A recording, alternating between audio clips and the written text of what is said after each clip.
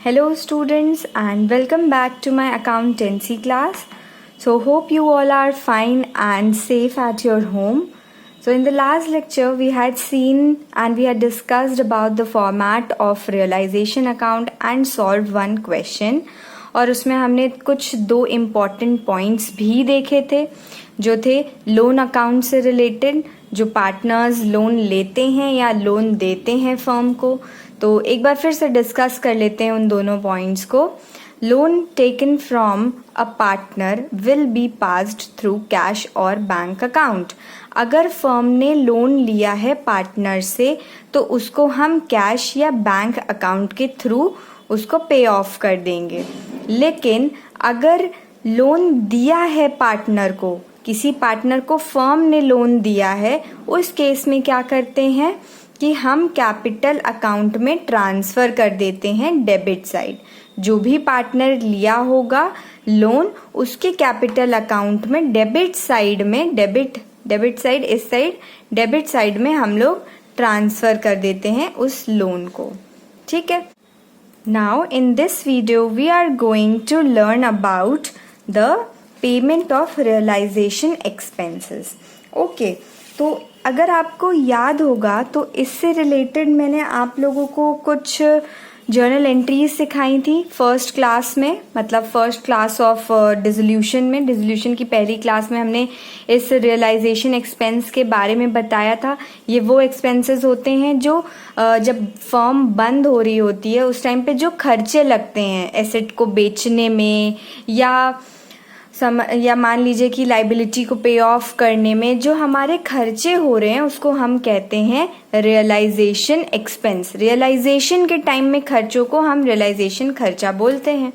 उसके कई सारे केसेस होते हैं, तो हमने आपको बताया था कि उसकी क्या जर्नल एंट्रीज होती हैं. ठीक है. लेकिन आपको ये नहीं पता था कि ये जर्नल एंट्री कैसे आती हैं, कैसे बनती हैं. ठीक है. तो आज हम इसी जर्नल एंट्री से रिलेटेड हम लोग एक क्वेश्चन करेंगे जो कि आपको ये बिल्कुल क्लियर हो जाएगा. ओके. तो ये तो मैंने कंसेप्ट में लिखाया था, उसकी प्रैक्टिकलिटी आज हम लोग देखेंगे. ओके. तो अपने बुक में क्वेश्चन नंबर 3, अपने बुक का क्वेश्चन नंबर 3 देखिए. ये क्वेश्चन सीबीएसई एग्ज़ाम में एक बार आ चुका है, तो इसलिए इसको ध्यान से देखिएगा, समझिएगा. ये वैसे तो ऐसे पूरे इस टाइप के क्वेश्चन जनरली नहीं आते हैं, गलती से आ गया तो आ गया, पर जैसे फुल फ्लेज क्वेश्चंस होते हैं ना उसमें एक पॉइंट दे देता है. तो अगर आप ये क्वेश्चन नहीं कर पाएंगे तो वो आपका जो पूरा फुल फ्लेज्ड क्वेश्चन होगा उसमें अगर ये एक छोटा सा पॉइंट होगा तो आपका हो सकता है कि आंसर ही गलत हो जाए अगर आप ये समझेंगे नहीं तो. ठीक है. तो चलिए शुरू करते हैं. पास necessary journal entries on the dissolution of a partnership firm in the following cases. आपको बोल रहे हैं कि जर्नल एंट्रीज पास करिए डिसोल्यूशन के टाइम पे. ठीक है. ये कुछ केसेस दिए हैं. केस 1 देखते हैं. L, a partner was appointed to look after the dissolution process for which he was given a remuneration of 10,000. L नाम का एक पार्टनर है जिसको 10,000 रुपीज़ के रेम्यूनरेशन दिया गया था. उसको रिस्पॉन्सिबिलिटी दी गई थी इस टाइम पे जब डिसोल्यूशन के प्रोसेस चल रहे थे और उसको कुछ रेम्यूनरेशन मतलब सैलरी दी गई थी. कितनी? 10,000 की. तो इसकी जर्नल एंट्री हम कैसे पास करेंगे? क्वेश्चन नंबर 3 था ये. ठीक है. तो हमने जब बताया था कि जब हम पार्टनर्स को जब हम रेम्यूनरेशन पे करते हैं तो क्या एंट्री पास करते हैं? Partner is paid fixed commission, remuneration या फिक्स्ड अमाउंट. तो क्या जर्नल एंट्री होती है? Realisation account debited to partners capital account. तो इसके फर्स्ट वाले केस की जर्नल एंट्री बन जाएगी realisation account debited to L's capital account. Partner का नाम क्या है? एल है. ठीक। और कितने की थी रेम्यूनरेशन मिली? 10,000 की। देखिए, फर्म के लिए तो ये खर्चा है, हमें जो भी अकाउंटिंग करनी होती है वो किसके पॉइंट ऑफ व्यू से करनी होती है? वो फर्म के पॉइंट ऑफ व्यू से करनी होती है, ठीक है। तो खर्चा है, और रियलाइजेशन अकाउंट को डेबिट किया क्योंकि ये खर्चा है। रियलाइजेशन अकाउंट में क्या होता है? डेबिट साइड में हम खर्चे लिखते हैं और क्रेडिट साइड में सारे फायदे वाली चीजें। तो ये जो रेम्यूनरेशन है ये तो खर्चा हुआ, तो इसीलिए इसको हमने डेबिट साइड में लिख दिया, और एल को मिलेगा तो उसके क्रेडिट साइड में लिख दिया, ठीक है। फिर उसके बाद नेक्स्ट देखिए, और इसके नरेशन में लिख दीजिएगा being remuneration paid to partners. Okay, अब देखिए, dissolution expense 8,000 were paid by the partner M. ये डिसोल्यूशन एक्सपेंस मतलब कि रियलाइजेशन एक्सपेंस 8,000 का हुआ, जो कि पे किया है किसने? एम ने, पेड बाय एम। अब यहाँ पे आपको कुछ नहीं बोल रहा है कि कौन बॉन्ड कर रहा है कौन नहीं कर रहा है। तो जब ऐसा क्वेश्चन हो कि सिर्फ पेड बाय पार्टनर का नाम दिया हो और ये ना दिया हो कि कौन झेल रहा है, मतलब कौन बॉन्ड कर रहा है उस एक्सपेंस को, तो हम ये अज्यूम करके चलेंगे कि फर्म ही है जो उस एक्सपेंस को बॉन्ड कर रहा है, मतलब झेल रहा है। और उसकी जर्नल एंट्री हो जाएगी realisation account debited to M's capital account 8,000 8,000। Okay, देखिए, जब भी क्वेश्चन साइलेंट हो कि कौन बॉन्ड कर रहा है उस एक्सपेंस को, तो हम ये अज्यूम कर लेते हैं कि वो एक्सपेंस फर्म ही है जो बॉन्ड कर रहा है, ठीक है। और ऐसा एक केस हमने देखा था जब हम कंसेप्ट वाली क्लास में पढ़ रहे थे कि रियलाइजेशन एक्सपेंस बॉन्ड by the firm and paid by the firm, तो उसकी जर्नल एंट्री क्या लिखते थे हम लोग? Realisation account debited to partners capital account. Okay, easy था, सिंपल था, बस थोड़ा सा आपको समझना है कि क्वेश्चन साइलेंट होगा तो क्या किया जाएगा, ठीक है। क्वेश्चन में सिर्फ इतना ही दिया था कि डिसोल्यूशन एक्सपेंस वर इतना पेड बाय दिस, इसमें नहीं लिखा था कि कौन बॉन्ड कर रहा है, हमने अज्यूम कर लिया कि फर्म ही है जो बॉन्ड कर रहा है। तो फर्स्ट हो गया, सेकेंड हो गया। डिसोल्यूशन एक्सपेंस वर 5,000, ये भी क्वेश्चन साइलेंट है, कौन पे कर रहा है कौन बॉन्ड कर रहा है कुछ नहीं पता। तो इस केस में हम क्या करेंगे? हम अज्यूम कर लेंगे कि सारी चीजें फर्म ने की, बॉन्ड भी फर्म ने किया और पे भी फर्म ने किया। तो इसकी जर्नल एंट्री बन जाएगी realisation account debited to bank account. Firm ने पे भी किया, फर्म ने बॉन्ड भी किया 5,000। ओके, इजी था, बहुत ज्यादा इजी है, बस थोड़ा दिमाग लगाने की जरूरत है, ठीक है। ये देखिए, हमारा पहला वाला कंसेप्ट था रियलाइजेशन एक्सपेंस का। रियलाइजेशन एक्सपेंस बॉन्ड by firm and paid by firm, bond भी फर्म करेगा पे भी फर्म करेगा, तो उस केस में realisation account debited to cash या बैंक। तो हमने यहाँ पे लिख दिया, आप यहाँ पे कैश या बैंक कुछ भी लिख सकते हैं, कोई दिक्कत नहीं, ठीक है। तो ये हो गया हमारा थर्ड वाला। फिर बोल रहे हैं P, a partner was appointed to look after the process of dissolution for which he was allowed a remuneration of 7,000. P agreed to bear the dissolution expense. Actual dissolution expense was 4,000 were paid by P. अब देखिए, इसको ध्यान से समझिएगा क्या बोला जा रहा है। कह रहे हैं कि P एक पार्टनर था जिसको प्रोसेस का पूरा ध्यान रखने के लिए दिया गया था, रिस्पॉन्सिबिलिटी गई थी डिसोल्यूशन प्रोसेस की, ठीक है। और उसका क्या बोला गया था कि रेम्यूनरेशन मिला उसको 7,000 का, ठीक, 7,000 का रेम्यूनरेशन मिला। अब बोल रहे हैं इसकी एक जर्नल एंट्री बन सकती है हमारी कि रेम्यूनरेशन वाली जर्नल एंट्री क्या बनती है अगर पार्टनर को रेम्यूनरेशन मिले? Realisation account debited to partners capital account. तो ये हो गई रेम्यूनरेशन वाली एंट्री। ठीक, आगे देखिए क्या बोल रहे हैं। P agreed to bear the dissolution expense. P बोला कि मैं बेयर करूंगा, मैं झेलूंगा डिसोल्यूशन एक्सपेंस को। Actual dissolution expenses 4000 were paid by P. अब ये जो एक्सपेंस है वो खुद ही झेल रहा है और खुद ही पे कर रहा है, तो इस केस में क्या जर्नल एंट्री पास होगी?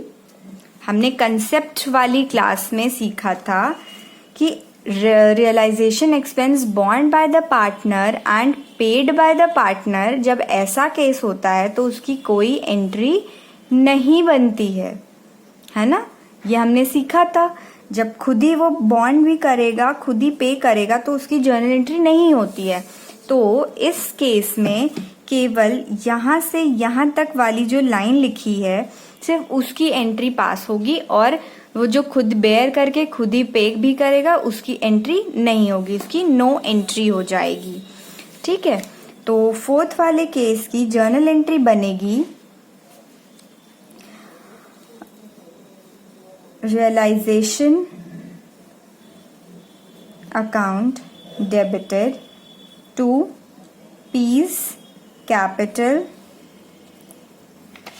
अकाउंट। ओके, और अमाउंट आ जाएगा 7000। तो ये था रेम्यूनरेशन जो कि फर्म ने पे कर दिया उसके पार्टनर, अपने पार्टनर को। ठीक है, फिर अब देखिए नेक्स्ट केस क्या कह रहा है। N a partner was appointed to look after the process of dissolution for which he was allowed a remuneration of 9000। अब देखिए इसकी एंट्री क्या होगी, इसको हम आपको रफ में समझाते हैं। कि पहले बोला गया कि एन एक पार्टनर है, was appointed to look after, उसको जो है अपॉइंट किया गया कि डिसोल्यूशन के सारे प्रोसेस का देखभाल करे, सारी रिस्पॉन्सिबिलिटी उसको दे दी गई थी। ठीक है, he was allowed a remuneration of 9000 का उसको रेम्यूनरेशन मिलना था। तो जर्नल एंट्री अगर हम देखें सिर्फ इतने की तो बनेगी realisation account debited 9000 to N's capital account 9000। ठीक है, तो ये हो गई हमारी रेम्यूनरेशन वाली एंट्री। ओके, फिर उसके बाद कह रहे हैं कि N agree to bear the dissolution expense. N ने बोला मैं बेयर करूंगा डिसोल्यूशन एक्सपेंस जो भी आएगा। Actual dissolution expense 4000 were paid by the firm. Bear किया पार्टनर ने और पे किया फर्म ने। ठीक, तो ऐसे केस में realization expense borne by partner and paid by firm, इसकी जर्नल एंट्री क्या बनती है? Partners capital account debited to cash account. तो पार्टनर्स कैपिटल, सॉरी यहाँ पे एन है पार्टनर, तो N's capital account debited to bank और कैश अकाउंट। ठीक है, यहाँ पे कैश भी हो सकता है। तो ये एक बन गई हमारी एंट्री कितने के? 4000 के। अब देखिएगा इन दोनों को भी आप लिख सकते हैं, गलत नहीं होगा, पर अगर आप इन दोनों एंट्रीज को मिलाना चाहें तो उसको मिला भी सकते हैं, जिसे हम बोलते हैं कंबाइंड एंट्री। ओके, तो ये दोनों एंट्री आपको समझ में आई कि नहीं आई? ठीक है, देखिए फिर से एक बार देखते हैं। एन जो पार्टनर था उसको रेम्यूनरेशन दिया गया 9000 का, तो उसकी एंट्री ये हो गई, realization account debited to N's capital account. ठीक है, 9000। ठीक, ये हम आपको अगर ये जर्नल एंट्री ना समझ में आए आप यहाँ से देख लीजिएगा। फिर उसके बाद बोल रहे हैं कि एन ने बेयर किए डिसोल्यूशन के एक्सपेंसेस, लेकिन जो एक्चुअल डिसोल्यूशन एक्सपेंस था वो 4000 का था जो कि फर्म ने पे किया। तो जब ऐसा केस हो कि बेयर करे पार्टनर और पे करे फर्म, तो उस केस में ये जर्नल एंट्री हो जाती है। N's capital account debited 4000 to bank account और कैश अकाउंट। अब अगर इन दोनों एंट्री को कंबाइन करेंगे तो कैसे करेंगे? देखिए, रियलाइजेशन अकाउंट डेबिटेड 9000 था। अब इधर भी n है, इधर भी n है, तो ये दोनों कैंसिल हो जाएगा, ठीक। और किस साइड को बड़ा है अमाउंट है? क्रेडिट में बड़ा अमाउंट है, तो हमने यहाँ पे लिख दिया 2n कैपिटल। जिस साइड भी बड़ा है, इधर 4000 इधर 9000, तो क्रेडिट साइड वाले n कैपिटल में 9000 है, वो बड़ा है, तो हमने क्रेडिट में ही लिख दिया। इन दोनों का डिफरेंस कितना आएगा? 9000 माइनस 4000, ये हो गया आपका 5000, ठीक। टू बैंक या कैश अकाउंट 4000। तो अगर आप ये देखें कि क्रेडिट साइड में ये दोनों अमाउंट को अगर जोड़ें 5000 प्लस 4000 तो कितना आएगा? 9000। तो ये आपकी फाइनल जर्नल एंट्री ये बनेगी, ठीक है। और इसको हम यहाँ पे लिख लेते हैं। ये हमारा 6th केस था। हमारी एंट्री बनी realization account debited to N's capital account to bank और कैश अकाउंट 4000, 5000 और ये 9000, ठीक है। इजी था, आ गया समझ में। चलिए अब हम लोग लास्ट वाला देखते हैं।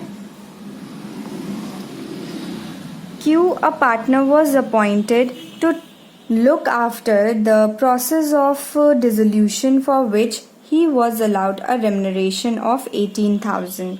अब इसमें भी देखिए, पहले सिर्फ इतना ही पढ़ते हैं कि Q जो पार्टनर था उसको रेम्यूनरेशन दिया गया था 18,000 का, ठीक है। तो 18,000 का जब रेम्यूनरेशन दिया गया तो क्या जर्नल एंट्री जाएगी?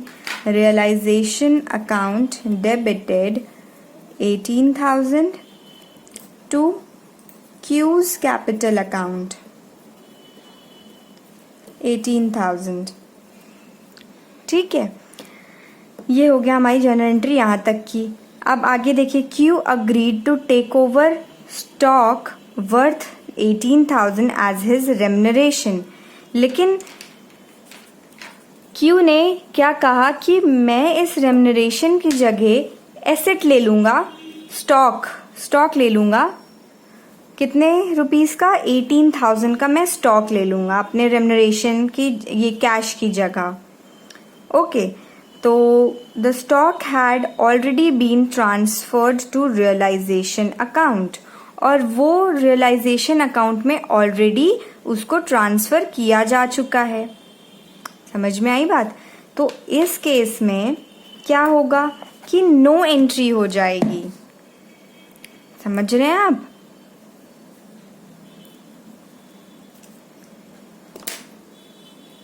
इस केस में हो जाएगा नो एंट्री, क्योंकि ये जो रियलाइजेशन अकाउंट डेबिटेड टू, ये इतना देना था, लेकिन इसने बोला कि मैं स्टॉक ले लूँगा, ठीक है। तो Q's capital account debited to realisation account हो जाएगा, ठीक है। कितने का? 18,000 का, और ये कैंसिल हो जाएगा पूरा का पूरा। देखिए इधर ऊपर रियलाइजेशन अकाउंट 18,000 डेबिट में, और नीचे ये कैंसिल आउट, और Q's कैपिटल अकाउंट क्रेडिट, और इधर डेबिट, ये कैंसिल आउट। तो क्या हुआ? कोई एंट्री नहीं बची, तो इस वजह से ये हो जाएगा नो एंट्री, ठीक है। देखिए अगर अभी भी नहीं समझ में आया तो आपको फिर से बता दें।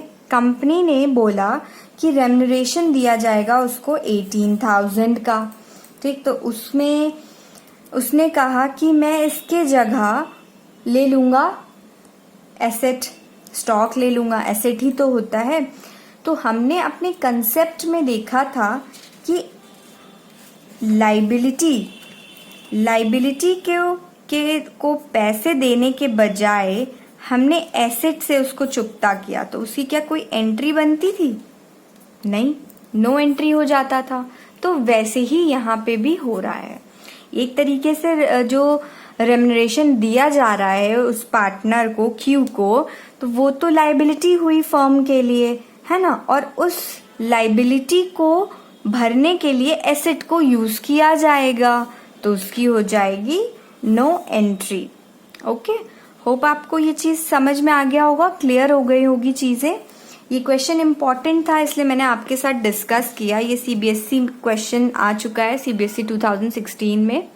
ओके, सो और इस टाइप का क्वेश्चन ही आपको जो पॉइंट्स में दिए रहते हैं, ये बहुत सारे आगे आपको क्वेश्चन में मिलेगा। छोटे छोटे एक एक एडजस्टमेंट में आपको मिलते रहेंगे। तो इस चीज की क्लैरिटी होना आप में बहुत जरूरी था, इसलिए ऐसा ये एक सेशन मैंने रखा जिसमें आपको इसके ट्रीटमेंट के बारे में बता सकें। Hope you have understood all the things related to the payment of realisation expenses. So keep practicing more and more question, keep studying and be safe. Okay. Thank you students. Have a nice day.